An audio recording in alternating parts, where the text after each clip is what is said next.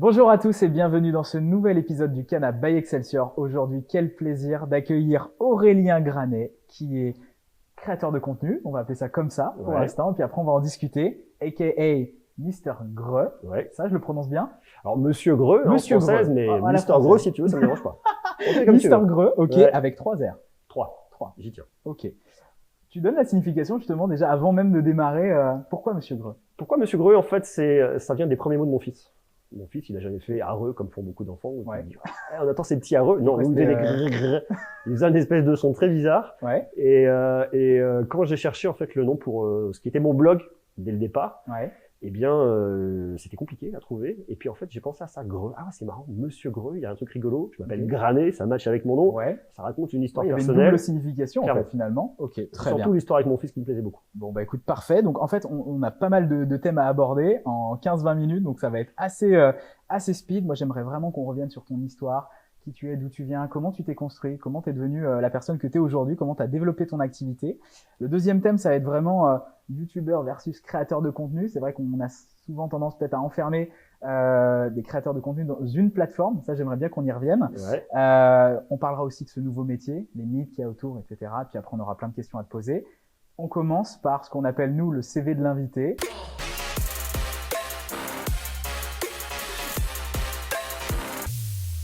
Et écoute, je m'appelle Aurélien, bonjour, voilà. Enchanté. Je suis originaire de Clermont-Ferrand, en Auvergne, un endroit où il fait bon respirer. Je suis tombé dans la tech quand j'étais petit. Quand j'étais petit, je me rappelle, j'ai mon premier Amstrad, CPC 464 à cassette, ça c'est une relique. Ça va pas me Tu parler. mettais une demi-heure pour charger les jeux en cassette, et quand Ouais. ça buguait, eh ben, fallait tout recommencer. D'accord. Avec, Donc voilà, avec donc, le crayon pour rembobiner la... C'est ça, si, en fait, exactement. Donc je suis tombé là-dedans, non, j'ai eu mes premiers jeux, alors je jouais quand j'étais gamin, puis j'ai toujours été intéressé par la tech en tant que telle. Mhm. Et puis en grandissant, la curiosité m'a emmené à me dire, ok, en fait, on se rend compte que la tech est une porte ouverte vers beaucoup de choses, vers l'ouverture du monde. Ouais. Moi, l'arrivée d'Internet, pour moi, je l'ai vu comme une vraie révolution, en disant, on a accès à des choses auxquelles on n'avait pas accès. J'avais 15 ans à l'époque, tu vois, donc je suis un peu le dino, mais j'en ai un peu plus aujourd'hui. Donc pour moi, voilà, ça a été vraiment une ouverture au monde, toutes ces questions-là, découvrir plein de choses. Et puis le temps passant, je me suis nourri de tout ça. Ouais. L'arrivée des smartphones, c'est pareil, en 2007, m'a donné vraiment envie de me dire, bah, c'est quoi, qu'est-ce que je peux faire avec? En fait, j'ai plus un téléphone avec moi. T'avais déjà envie, tu te projetais déjà sur un métier ou ça existait pas encore? Donc Je là, me pour suis l'instant, tu jamais vivais le truc, projeté, on va dire. jamais. Mais même Ouais. quand j'ai commencé YouTube, jamais. T'as fait, et puis finalement, c'est en C'est un faisant total que- hasard. Ouais. Et vraiment. Et puis à aucun moment, je me suis dit, tiens, je vais créer une chaîne et je vais en vivre. Jamais. Et j'ai commencé à avoir des abonnés. Les 500 premiers, c'était galère chez C'est la croix et la galère. bannière, ouais. Les premiers 1000, j'ai fait la roue et la hola. Et quand je me suis dit, j'avais 1000, Ouais. je me suis dit, tiens, le prochain palier, c'est 10 000, il faut rajouter un zéro. Je vais y arriver un jour. J'ai passé 10 000, je te raconte pas l'histoire. 30 000, ça me paraissait être un palier complètement dingue. Je les ai passés, j'étais tellement heureux. Et puis voilà, ça s'est fait comme Finalement, ça, quoi. c'était les premiers abonnés à trouver, justement, à fidéliser. Ok. Je me suis pas posé la question de fidéliser, en fait. Les choses se sont faites naturellement. Ok. Et par hasard. Comment tu t'es lancé justement? Est-ce que t'as démarré ta carrière en faisant ça? Est-ce que t'avais un autre métier avant, une Carrière, autre c'est vie? un grand terme, Finalement, mais alors quand je dis carrière, ouais, j'entends. Une fois de plus, c'était par hasard. À l'époque où j'ai commencé mon blog, ce qui était mon blog, monsieurgreux.fr, tout est supprimé aujourd'hui, hein. Vous pouvez plus rien voir. Il y a J'ai plus de tout enlevé. dossier, Il n'y a plus rien. Non, mes premières vidéos sont un peu dans cette idée-là, mais Ouais. c'était il y a vraiment longtemps. J'étais responsable web marketing d'une pharmacie en ligne. C'était la pharmacie d'un pote à moi au fin fond de la Haute-Loire. Et donc je bossais avec lui sur la strat marketing, on développait sur différentes marketplaces. Enfin bref, voilà. L'histoire était plutôt sympa. Il me manquait vraiment le fait d'avoir un média parce que il y a très longtemps, quand j'avais 23 ans, j'avais créé avec des amis un premier site sur les sorties et loisirs à Clermont-Ferrand, Ouais. qu'on avait monté en business, donc de 2003 à 2008. On avait un agenda culturel, des photos de soins, enfin un truc qui était super sympa. Mhm. Et ça me manque, toute cette partie-là me manquait d'avoir mon petit truc en fait. Donc je me suis dit, je vais créer mon blog, je vais écrire mes articles, ça me fera marrer, ça me fera plaisir. Et c'est ce que j'ai fait. Alors ça n'a pas trop marché. Et puis petit à petit, les choses se sont faites et j'ai un pote qui m'a dit, tiens, va voir sur YouTube, il y a des choses sympas. Je connaissais pas du tout, je suis allé voir. J'ai acheté un bouquin, je me suis documenté. Il y avait une créatrice qui parlait d'un créateur qui s'appelle Casey Neistat. Je sais qui ce mec, un ricain. Il dit, j'adorerais faire des vidéos comme lui. Je suis allé voir, je me suis assis, j'ai fait genre, Ah ouais, c'est ça que je veux faire. J'ai Je- trouvé ma voie. je veux sa vie. Ok. Ouais, j'adorerais faire ça. Ouais, ouais. Et là, on était en quelle année? On était en fin 2016. Fin 2016. Alors moi, je vis pas à New York, je ne suis pas lui, je n'ai pas son talent. Et je me suis dit, je vais essayer. Donc j'ai acheté une caméra et j'ai commencé à faire mes premières vidéos fin 2016. D'accord. Vidéo de quoi alors du coup? Bon, des vidéos où je faisais quelque chose de mon blog si tu veux. Je racontais des conneries, ce qui me faisait marrer moi. Ouais. C'est peut-être marrer que moi, c'est pour ça que mon blog marchait pas, tu vois. C'était je sais pas, je peux plus te raconter les thèmes, tu vois. Mais c'était vraiment, c'est du lifestyle en fait. Ah oui, d'accord. C'était lifestyle. Ouais. Et je m'étais dit, je vais parler un peu de tech parce que j'aime bien ça. Il y a un nouvel iPhone qui va sortir. J'ai parlé des rumeurs de l'iPhone 8 et cette vidéo elle a commencé un peu à marcher. Okay. Et puis il y avait une sortie de la Nintendo Switch, elle sortait là. Pareil 2007, j'en parle. Et il y a des choses qui petit à petit prennent. Et je me suis dit, bah en fait, pourquoi est-ce que j'irais pas allier l'univers qui me plaît depuis que je suis gamin à la tech et qui m'intéresse toujours avec ces vidéos. Ça a l'air plaire à des gens. Ouais. Donc j'en ai fait de plus en plus. Tu vois, j'ai commencé début 2016, début 2017. Je suis arrivé le jour de mon anniversaire. C'était assez dingue, le 28 novembre. Si vous voulez me faire un cadeau, notez-le. Ouais, exactement. Ça reste. 2017. J'ai passé c'était là, je crois pas. J'ai passé les 100 000 abonnés. Non, c'était pas là. C'était l'année d'après. J'ai passé les 100 000 abonnés. Enfin, j'ai passé 10 000 à 100 000 abonnés en 10 mois. Ouais, très rapidement. Mais en bossant comme un dingue. Enfin, tu vois, il fallait le temps de trouver sa voie, le temps de mettre les choses en place. Et les choses ont évolué et je sais toujours pas pourquoi. Ok, donc c'est cette vidéo finalement YouTube que tu as vue qui a été un vrai déclencheur pour toi et là tu t'es dit je veux sa vie et je fonce. Ouais. Ok, t'as quitté ton job ou pas? Non. Enfin après, t'as continué de j'ai arrêté. Ouais, je faisais ça à côté. La pharmacie, ça s'est arrêté parce qu'il y a des problèmes de marge, une concurrence compliquée, donc j'ai fait autre chose. Ouais. J'avais un petit job alimentaire à côté qui me laissait d'avoir suffisamment de temps pour pouvoir justement développer. Ouais, complètement. Okay. Donc je bossais comme un dingue pour développer, faire mes vidéos. De l'autre côté, j'avais ce truc alimentaire. Et puis le jour où j'ai pu, j'ai arrêté l'alimentaire et j'ai fait que ce qui me plaisait, quoi. Ok. Aujourd'hui, ça donne quoi? T'es sur quel réseau? On peut parler du nombre d'abonnés que t'as pour avoir, pour situer un peu dans le paysage, voilà, ton activité. Écoute, aujourd'hui sur YouTube, j'ai un peu plus de 440 000 abonnés. Ouais. Je sais plus le nombre exact, ça fait quelques petites personnes qui me suivent. Je suis aussi sur Instagram avec 25 000 et quelques abonnés. Sur Twitter, j'ai 15 000 personnes qui me suivent. Sur TikTok, on est 30 000 et quelques. T'es déjà sur TikTok du coup. Ouais, c'est super marrant TikTok. Ouais. Okay. C'est rigolo. C'est pas forcément les mêmes créations. Enfin, j'imagine que tu adaptes ton contenu à cette plateforme. J'adapte, ouais. En fait, si tu veux, le problème, c'est que, moi, j'ai créé toute ma strat en sortant une vidéo tous les jours, du lundi au dimanche. Donc aujourd'hui, j'ai plus de 1000 vidéos sur ma chaîne. Pas de week-end, pas de repos. Jamais. Pas de repos officiel. Je dors un peu la nuit. Ouais. Et non, beaucoup de travail.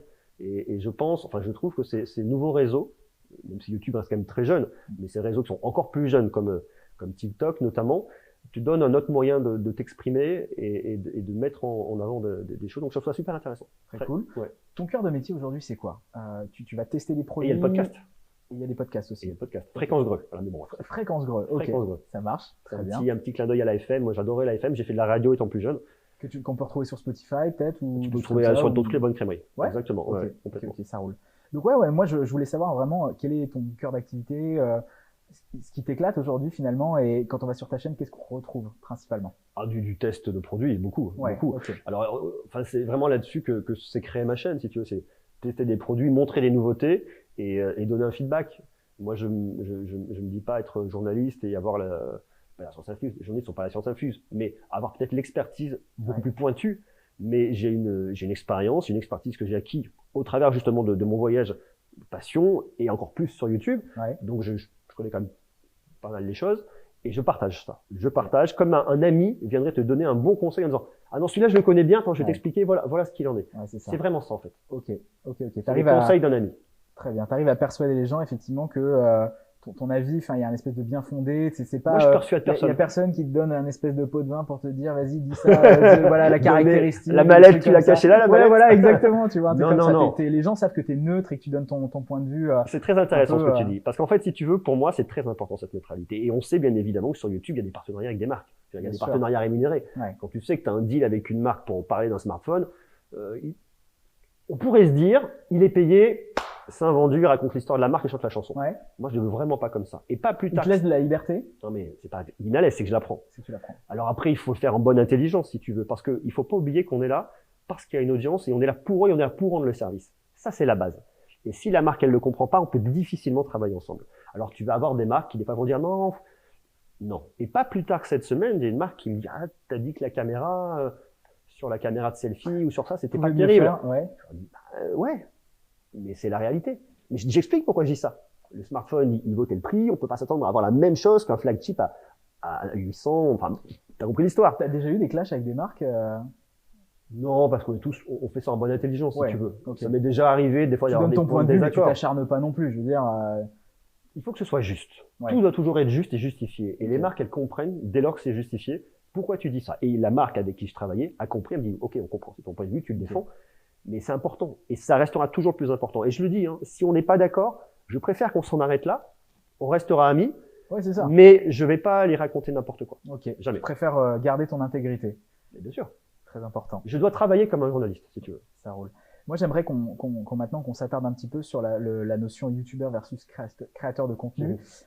Tu me disais, j'aime pas trop qu'on m'enferme finalement dans le métier de youtubeur parce qu'avant tout, moi, je suis sur d'autres plateformes. Ouais. YouTube, c'est une plateforme en particulier. C'est vrai. Tu peux me donner ton point de vue là-dessus justement? Bah, en fait, YouTube, je vais pas t'apprendre que c'est ce qu'est YouTube, mais YouTube, c'est une plateforme de diffusion qui est un super moteur de recherche, qui elle s'implique aussi beaucoup. Alors moi, je suis pas YouTube, hein, je vais pas raconter leur histoire, mais ils s'impliquent beaucoup pour aider les créateurs. Donc Ouais. ça, c'est une super plateforme et ils mettent en place vraiment de très très bons outils. Aujourd'hui, je connais pas d'équivalent à YouTube, mais pour autant, je ne suis pas le créateur de YouTube. Je ne suis pas marié à YouTube.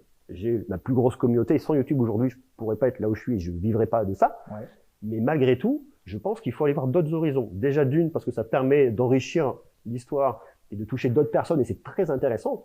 Et puis aujourd'hui, YouTube fonctionne comme elle fonctionne, mais qui sait dans Demain, 5-10 ans ouais. ce que ce sera. Ok, donc si on te met trop l'étiquette youtubeur, finalement, on a l'impression qu'on peut te retrouver que sur YouTube, je sais pas, de l'extérieur. Non, je pense pas. Pour moi, non. C'est plutôt des habitués, les gens qui te suivent. En général, ils te suivent sur différents réseaux sociaux. Ça, c'était une question qui viendra après, mais je te la pose maintenant. Oui. Est-ce que ta communauté est la même peut-être sur un autre réseau social, je sais pas? En termes de démographie, en termes de tranche d'âge et en termes de genre, oui.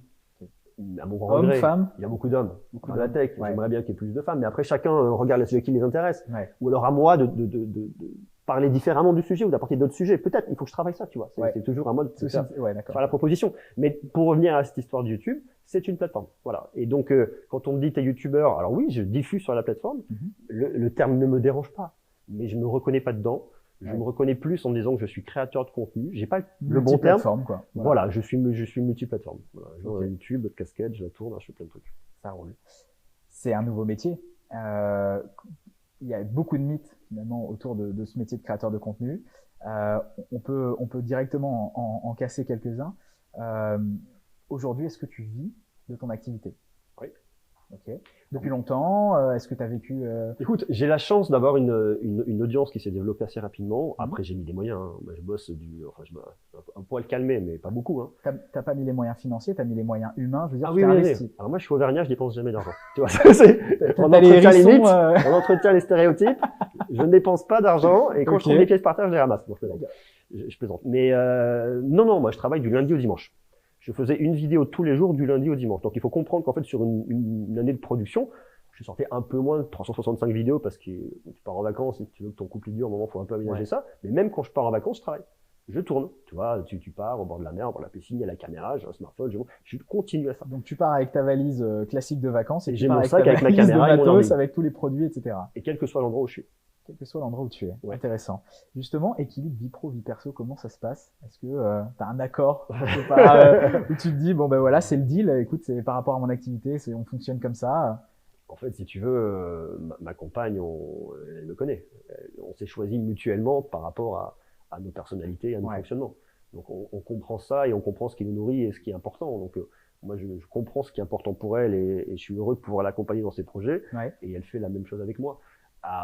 Malgré tout, il faut que je sais que je reste vigilant par rapport à la quantité de travail que je fais, et notamment par rapport à mon fils, parce que le temps passe vite, parce que je veux le voir grandir, parce que je suis papa et que c'est important pour moi, et qu'il faut préserver ces temps-là. Le travail, c'est une chose, mais le plus important dans la vie, famille, pour moi, ça reste l'épanouissement. Pas de chanter la chanson, mais c'est ce qui est le plus important. Bien sûr. Est-ce que ce sont les marques qui viennent à toi, ou est-ce que c'est toi qui vas voir les marques aujourd'hui? Alors, j'ai la chance d'avoir une chaîne qui est aujourd'hui plutôt en bonne position sur YouTube, ce qui fait que je travaille à peu près tout le monde. Donc, je ne vais pas particulièrement chercher aujourd'hui. Je pense que mon réseau s'est créé, les relations, je les ai. Je ne vais plus chercher les marques. Je l'ai fait à une époque, hein, bien évidemment, c'est normal. Comme si tu veux, tu parles comme toute entreprise, tu dois aller chercher des partenaires. Clairement. Donc, j'allais chercher les marques. Aujourd'hui, on se connaît bien. Alors si, tiens, il y a une nouvelle marque là qui s'est lancée il y a pas longtemps qui s'appelle Nothing, qui vient d'arriver. C'est un. Qu'est-ce qu'ils font exactement? Ils sont en train de se lancer sur de la tech. Alors je ne peux pas t'en dire plus D'accord, parce que ok. le secret m'interdit de te le dire. Mais en tout cas, ce qui est sûr, c'est que tu as quelqu'un qui vient de OnePlus dedans, qui est un des piliers de la création de OnePlus, et qui est arrivé, il me dit ah tiens, il y a un truc intéressant, et je reçois un email, je dis mais qui sont ces gens, enfin qu'est-ce qu'ils veulent faire? Ouais, ça attise ta curiosité. Voilà, donc là je vais leur Voilà. dire ok, je veux bien voir ce que vous faites, ça m'intéresse. D'accord. Je suis curieux. Et ça t'arrive toi d'aller carrément démarcher pour le coup, parce que là tu me disais je reçois un mail, est-ce que toi tu démarches carrément? J'aurais fait un email, j'aurais répondu. Oui. Parce qu'il m'a mis dedans, en fait, un petit peu dans le listing. Ouais, d'accord. Mais plus trop aujourd'hui. Mais si demain une marque arrive, ou une marque que je ne connais pas, que j'ai pas identifiée, a une proposition de valeur qui m'intéresse, et je vais dire, moi je suis intéressé, je veux voir. Ok, parce que t'es pas uniquement dans je reçois mes produits, j'imagine que tu dois faire une veille méga costaud forcément sur tout ce qui se fait en parallèle pour rester Reste hyper informé. à jour. Ouais. Oui, il faut toujours regarder un peu ce qui se passe. Ok.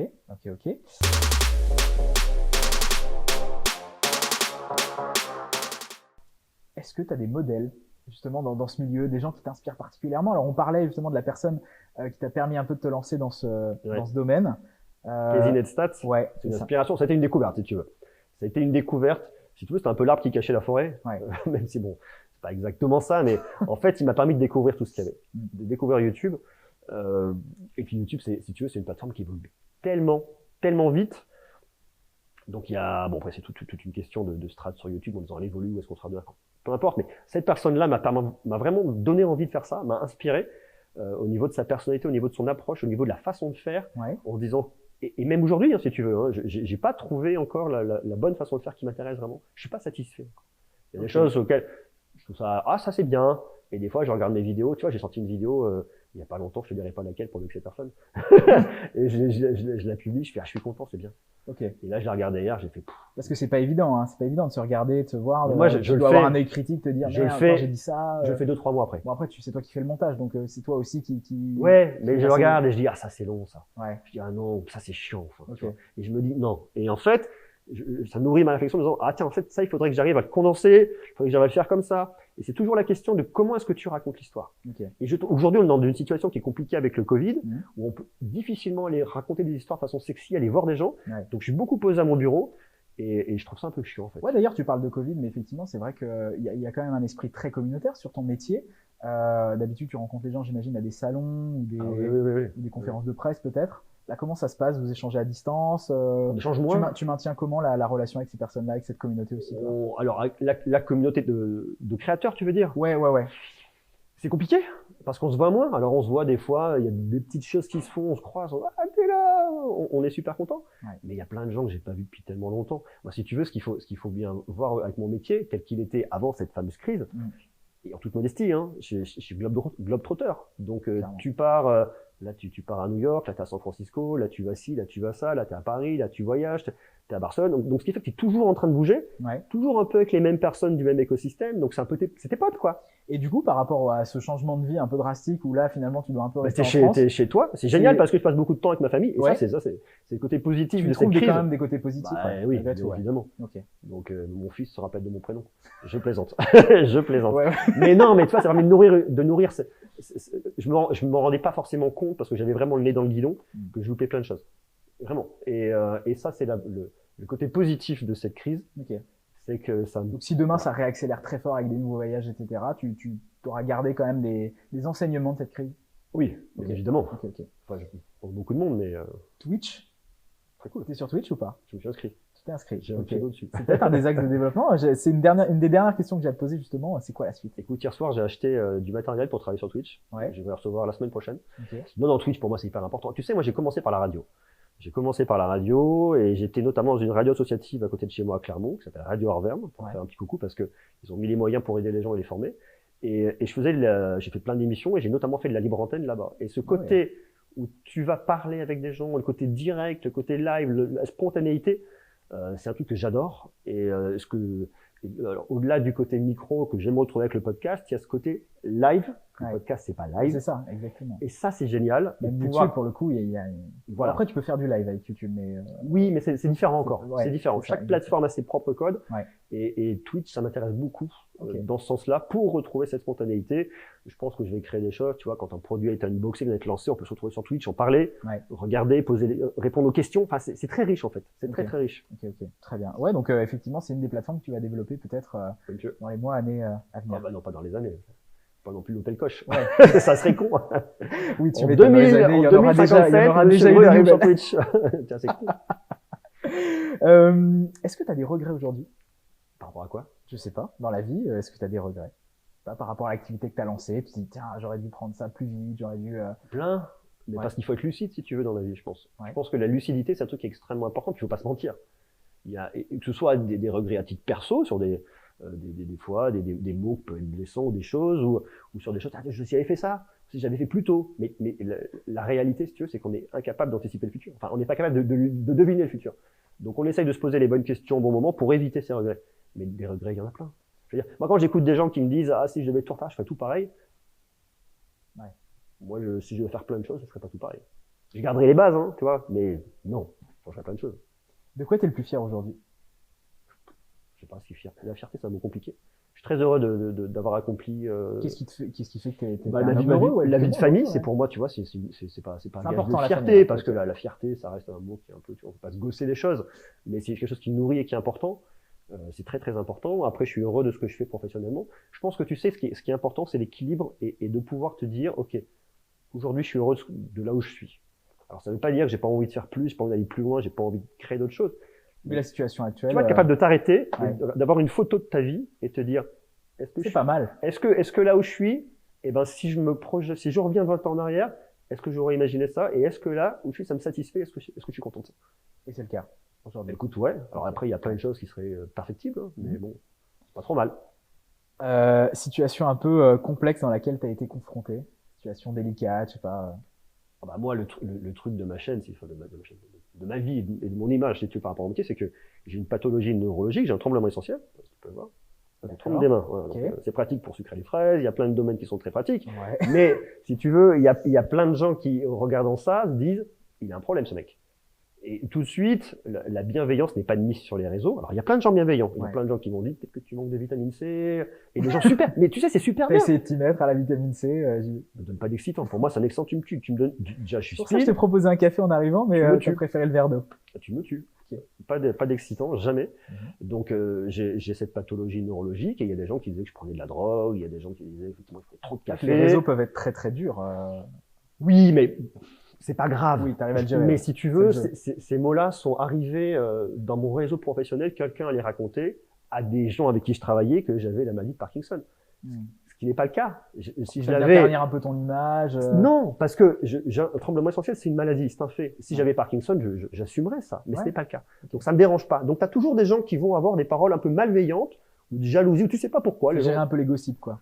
Ouais, voilà, c'est ça. Okay. Et en fait, non, j'ai choisi d'en faire une vidéo pour expliquer, pour justement casser un peu cette histoire.